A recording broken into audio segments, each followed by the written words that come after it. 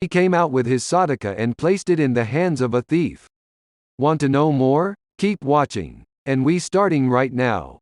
As Salamu Alaikum. Aisha narrates that Rasulullah said, "An army will invade the Kaaba, and when it reaches a barren plain, its men, from the first to the last, will be swallowed up by the earth."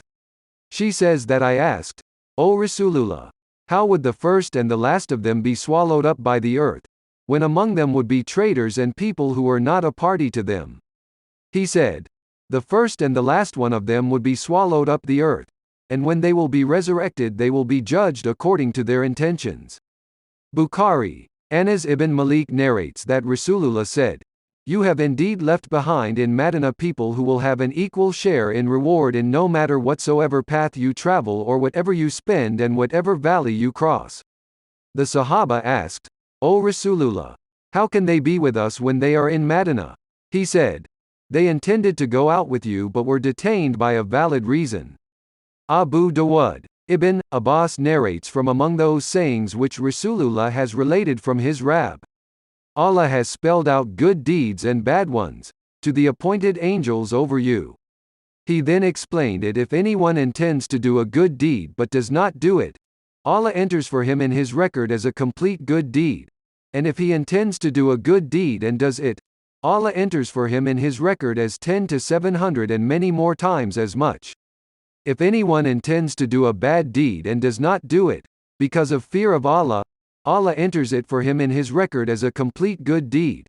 But if he intends to do it and does it, Allah records it for him as one bad deed. Bukhari. Abu Hurairah narrates that Rasulullah said, "A man said, 'Indeed I will give Sadaqah,' quietly. He came out with his Sadaqah and placed it in the hands of a thief.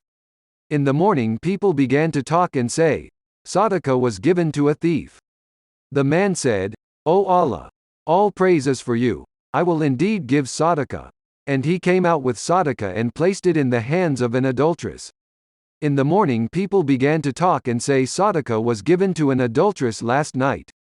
The man said, 'O Allah, all praise is for you, in giving Sadaqah to an adulteress.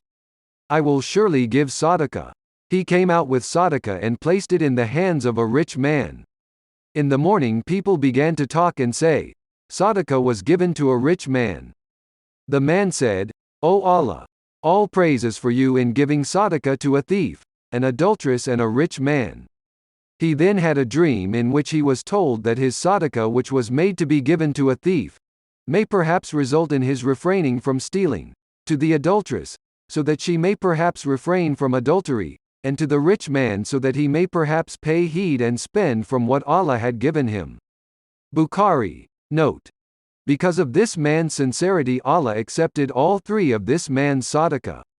Watch our video collection. Click our playlist.